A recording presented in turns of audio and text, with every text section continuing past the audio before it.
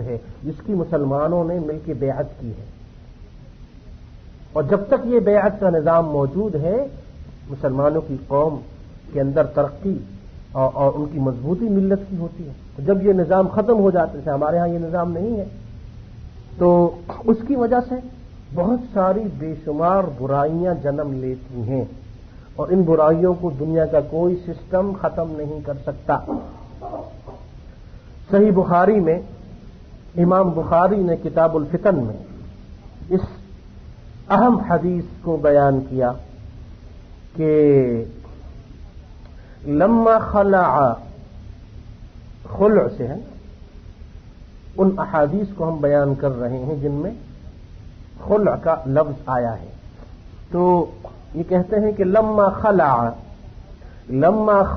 اہل المدینہ یزید بن معاویہ جمع ابن عمر حشمه وولده فقال انی سمعت رسول اللہ صلی اللہ علیہ وسلم یقول ينصب لكل غادر لواء يوم القيامة وإنا قد بايعنا هذا الرجل على بيع الله ورسوله وإني لا أعلم غدرا أعظم من أن يبايع رجل على بيع الله ورسوله ثم ينصب له القتال وإني لا أعلم أحدا منكم خلعه ولا بايع في هذا الأمر إلا كانت الفيصل بيني وبينه۔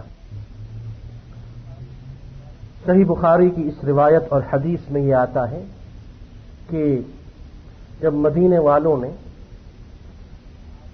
یزید ابن معاویہ کی بیعت کو توڑ دیا، خلع اہل المدینہ اہل مدینہ کے کچھ لوگوں نے، خلع اہل المدینہ یزید ابن معاویہ، عبداللہ ابن عمر جیسی جلیل القدر ہستی رسول کریم علیہ الصلاۃ والسلام سے ہزارہ احادیث روایت کرنے والا فقیہ اور محدث صحابی عمر کا بیٹا عبداللہ ابن عمر، چار ہی تو مشہور عبداللہ ہیں جن کو عبادلہ کہا جاتا ہے، عبداللہ ابن عباس، عبداللہ ابن زبیر، عبداللہ ابن عمرو ابن العاص اور عبداللہ ابن عمر، ان چاروں میں یہ ایک ہیں۔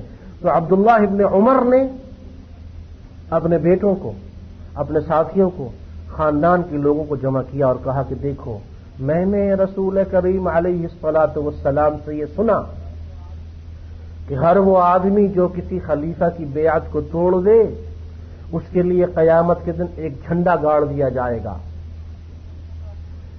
دوسری احادیث میں یہ بات موجود ہے جو اس روایت میں نہیں ہے، اس میں یہ آتا ہے کہ اس جھنڈے کے اوپر لکھ دیا جائے گا کہ فلاں ابن فلاں جو غدار تھا اس کی غداری کا یہ نشان دیکھ لو، اس نے بیعت کی اور اس کے بعد بیعت کو توڑ دیا۔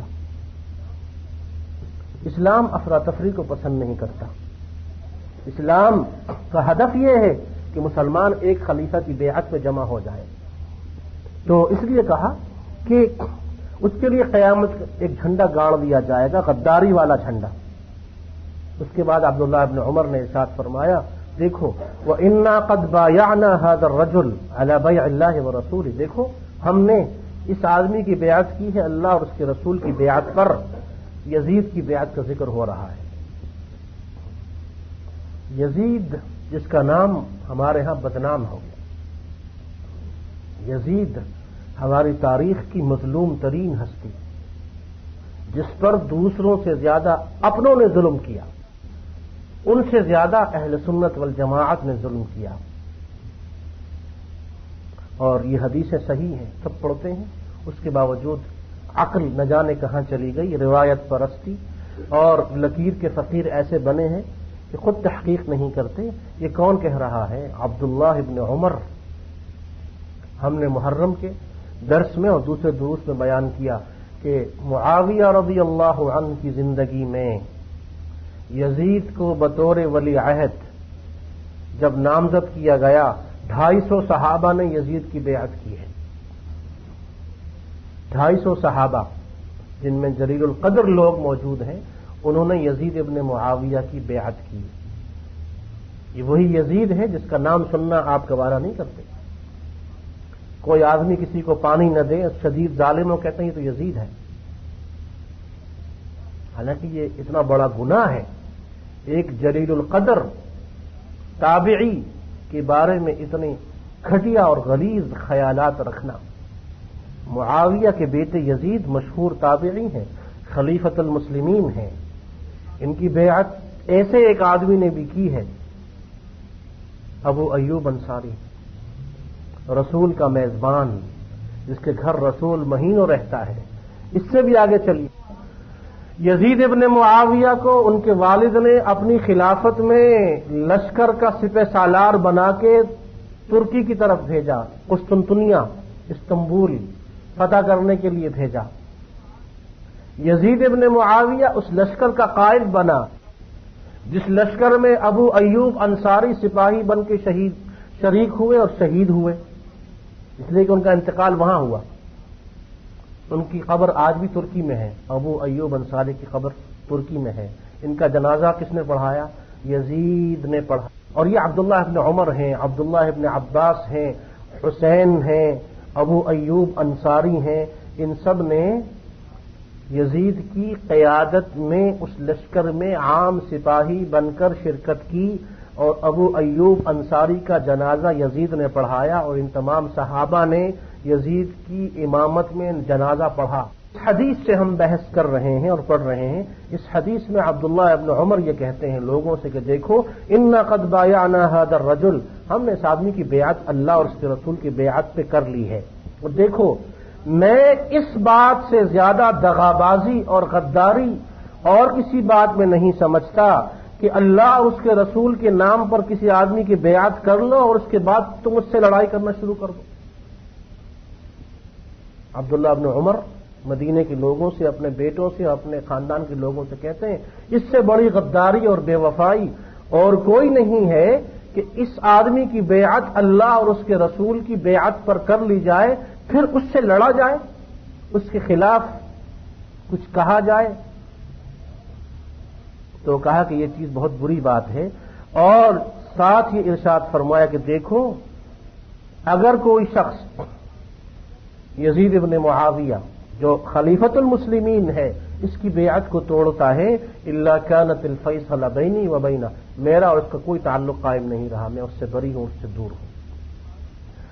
یہ تو صحیح بخاری میں تھا۔ صحیح مسلم کی ایک حدیث میں یہ آتا ہے کہ جاء عبد اللہ بن عمر الى عبد الله بن مطيع حين كان من امر الحر ما كان زمن يزيد بن معاوية فقال اطرحوا لأبي عبد الرحمن وسادة۔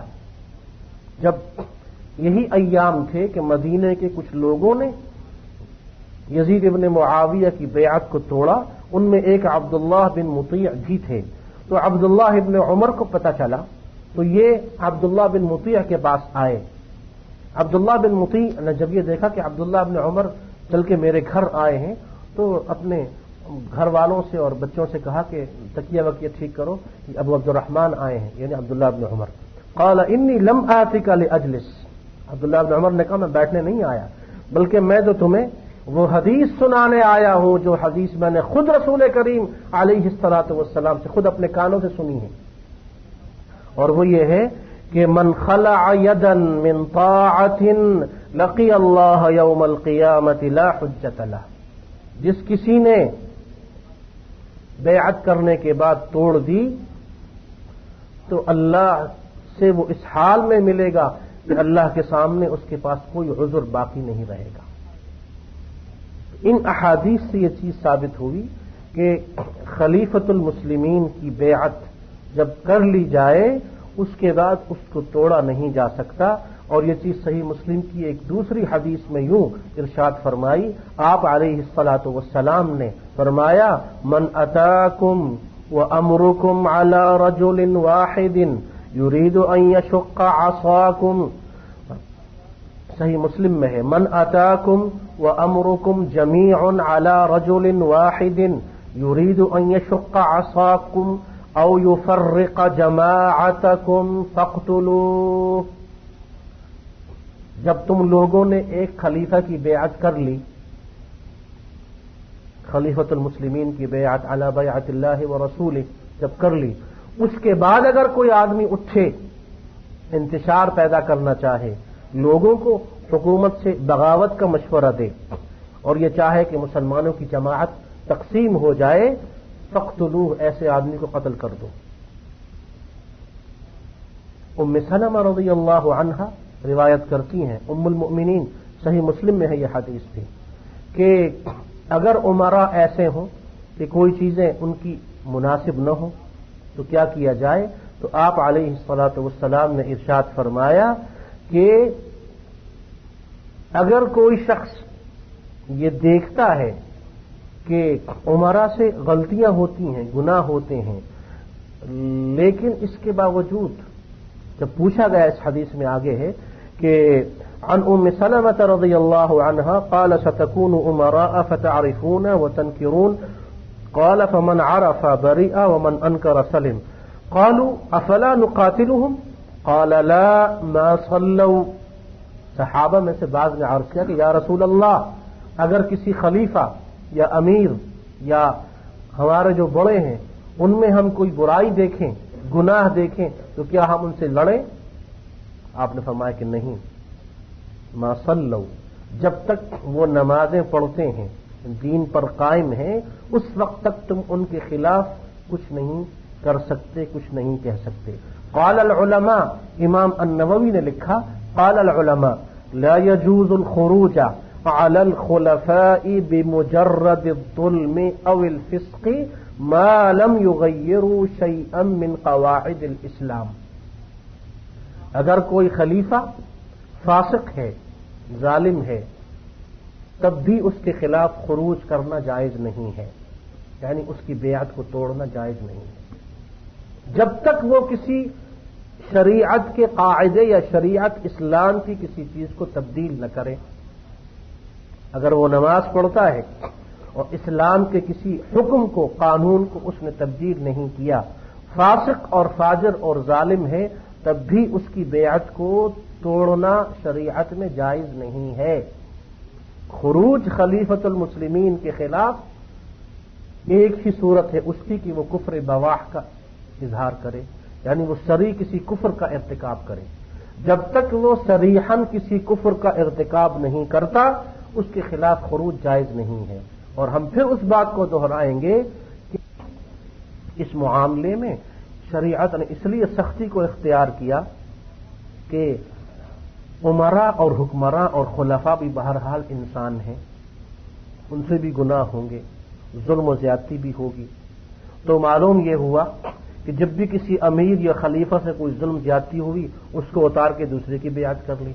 फिर 6 महीने बाद इससे कोई ज्यादती हुई, इसको उतार के दूसरे की बेअत कर ली। इसलिए फरमाया कि यह तो होता रहेगा, लेकिन नसीहत करने वाले नसीहत करते रहें। अलबत्ता खलीफा या हुकूमत के खिलाफ कोई बात करना शरअन जायज नहीं है, और खलीफतुल मुस्लिमीन के खिलाफ खुरूज भी जायज नहीं है जब तक वो नमाज पढ़ते हैं। खुद कुरान में ये बात मौजूद है कि वो जब नमाज पढ़ते हैं, सूरह तौबा में है, इन ताबू अकामुस्सलाह व आतउज़्ज़काह फ़इख़वानुकुम फ़िद्दीन, वो दीन में तुम्हारे भाई हैं। तो कुफ्र बवाह का इजहार जब तक न हो तो खलीफतुल मुस्लिमीन की बेअत को तोड़ना जायज नहीं है। तो यह था मसला खुला। आखिर में इरशाद फरमाया, तिल्का हुदूदुल्लाहि फला तअतदूहा, ये अल्लाह ताला की कायम की हुई हदें हैं, इनसे आगे मत बढ़ो। यानी अल्लाह ताला ने और उसके रसूल अलैहिस्सलातु वस्सलाम ने जो कुछ तुमसे कहा है, यही तुम्हारे लिए काफी है दुनिया और आखिरत की नजात और कामयाबी के लिए। अपने जहन, अपने इल्म और अपने तजुर्बे की बुनियाद पर कोई ऐसा काम न करो जो शरीयत के किसी काम के खिलाफ हो, इसलिए कि तुम नहीं समझते, अल्लाह ताला ही बेहतर समझते हैं। और सूरह बकरा में ये चीज हम पढ़ चुके हैं कि वल्लाहु यअलमु व अंतुम ला तअलमून, तुम्हारा इल्म क्या है अल्लाह के इल्म के मुकाबले में। अल्लाह ताला अलीम है, अल्लाह ताला हकीम है, वो अपनी हिकमत खासा की बुनियाद पर जो जिस तरह जब जैसे मुनासिब समझता है हुक्म देता है। वमन यतअद्द हुदूदल्लाहि फउलाइका हुमुज़्ज़ालिमून, जो अल्लाह की हदों को तोड़े तो वो दूसरों पर जुल्म क्या करेगा, वो अपने ऊपर ही जुल्म करेगा। फ़इन तल्लक़हा, یہ اگلی آیت ہے جس میں 3 طلاق کے مسئلے کو بیان کیا جا رہا ہے۔ فَإِن طَلَّقَهَا، پھر اگر طلاق دے دی اس عورت کو، اس سے مراد 3 طلاقیں ہیں۔ فَلَا تَحِلُّ لَهُ، تو یہ عورت اس کے لیے حلال نہیں ہے، من بعد، اس کے بعد، یعنی 3 طلاقوں کے بعد، حتی، جب تک، یا یہاں تک، تنکحہ، کہ یہ عورت نکاح کر لے، شادی کر لے، زوجن غیرہ، کسی دوسرے آدمی سے اس کو شوہر بنا کر، غیرہ، اس پہلے طلاق دینے والے شوہر کے علاوہ۔ فَإِن طَلَّقَهَا، پھر اگر طلاق دے دے وہ دوسرا خاوند، دوسرا شوہر جس سے اس کا نکاح ہوا عورت کا، اگر وہ طلاق دے دے، فَلَا جُنَاحَ عَلَيْهِمَا، ان دونوں پر کوئی گناہ نہیں ہے پہلے شوہر پہ، ان یتراجعا، کہ یہ دونوں ایک دوسرے سے رجوع کر لیں، یعنی ایک دوسرے سے مل جائیں، ان ظنا، اگر یہ سمجھتے ہوں، ان یقیما حدود اللہ، اللہ کی حدوں کو قائم رکھ سکیں گے۔ طلاق کیوں ہوئی تھی؟ گزشتہ آیت میں ہم نے پڑھا کہ اللہ یقیما حدود اللہ، اللہ کے حکم نافذ نہیں ہو سکتے، اللہ نے جو حقوق بیوی کے لیے مقرر کیے وہ شوہر ادا نہیں کرتا، اور جو حقوق اللہ نے شوہر کے لیے مقرر کیے بیوی اس کو ادا نہیں کرتی۔ تو اللہ یقیما حدود اللہ، یہ آیت نمبر 229 میں ہم نے پڑھا تھا کہ جب اللہ کی طرف سے قائم کیے گئے ایک دوسرے کے حقوق ادا نہیں کر سکتے تو اب تم طلاق بیوی کو دے دو یا بیوی شوہر سے طلاق لے لے۔ لیکن اگر یہ سمجھتے ہیں کہ اللہ کے حقوق، یعنی اللہ کی طرف سے جو دونوں کے حقوق ایک دوسرے پر ہیں ان کو قائم رکھ سکتے ہیں، تو دوبارہ رجوع کرنے میں کوئی برائی نہیں ہے۔ وَتِلْكَ حُدُودُ اللَّهِ يُبَيِّنُهَا لِقَوْمٍ يَعْلَمُونَ، یہ اللہ کی حدیں ہیں، یعنی اللہ کے قوانین ہیں، احکامات ہیں جن کو وہ بیان کرتا ہے، یبینها، بیان کرتا ہے وہ، ان قوانین، ان احکامات کو، لقوم یعلمون، اس قوم کے لیے جو جاننا چاہتی ہے۔ اس آیت میں 3 طلاق کے مسئلے کو بیان کیا گیا۔ ہم نے گزشتہ درس میں تینوں طلاق کے مسائل کو تفصیل سے بیان کر دیا تھا کہ طلاق دینے کے 3 طریقے ہیں، طلاق رجعی، بائن اور مغلظہ۔ جو آدمی بیک وقت یا وقفے سے 3 طلاقیں دے دے، وہ 3 طلاقیں 3 ہی تصور کی جاتی ہیں، اس پہ پوری امت کا اجماع ہے۔ اور 3 طلاقوں کے بعد دونوں ایک دوسرے کے لیے ہمیشہ کے لیے حرام ہو جاتے ہیں۔ اس لیے جب بھی طلاق دی جائے، ایک طلاق دی جائے، 3 طلاق دینا نہ جائز ہے نہ ثابت ہے۔ طلاق دینے کا صحیح طریقہ یہ ہے کہ ایک طلاق دی جائے یا 2 طلاقیں دی جائیں۔ 3 طلاقوں کے اس رواج کو امت سے ختم کیا جانا چاہیے۔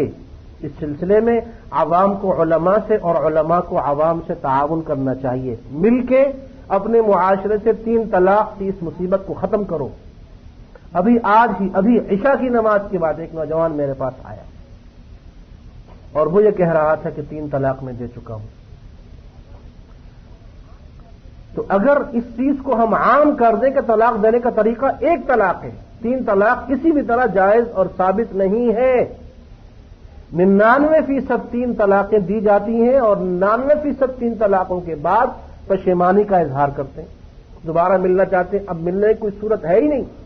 اس لیے اس بات کو عام کر دو کہ طلاق جب بھی دی جائے 1 یا 2 طلاقیں دی جائیں۔ 3 طلاق کے بعد اب کوئی صورت نہیں ہے۔ فَلَا تَحِلُّ لَهُ مِن بَعْدُ حَتَّى تَنكِحَ زَوْجًا غَيْرَهُ۔ شرعی حلالہ یہ ہے کہ جس عورت کو 3 طلاقیں مل جائیں، عدت گزارنے کے بعد وہ کسی بھی مرد سے نکاح کر لے، اتفاق ایسا ہو کہ اس مرد کے ساتھ بھی اس کا گزارا نہ ہو اور وہ بھی اس کو کچھ عرصے بعد طلاق دے دے۔ اب پہلے شوہر کے لیے جائز ہے کہ وہ دوبارہ اپنی اس بیوی سے نکاح کر سکتا ہے جس کو اس نے طلاق دی تھی۔ یہ ہے شرعی حلالہ۔ اور ایک ہے مروجہ حلالہ، جو ہمارے ہاں رواج ہے جس کا، اس کو حلالہ کہتے ہیں۔ وہ حلالہ نہیں ہے، وہ تو حرامہ ہے، اس کو تو حرامہ کہنا چاہیے۔ دیوسی اور بےغیرتی کی غلیظ اور گھٹیا اور بدترین مثال ہے۔ رسول کریم علیہ الصلوۃ والسلام نے فرمایا صحابہ سے، تمہیں پتہ ہے کرائے کا سانڈ کون ہوتا ہے؟ کرائے کا دلال کون ہوتا ہے؟ الا اخبرکم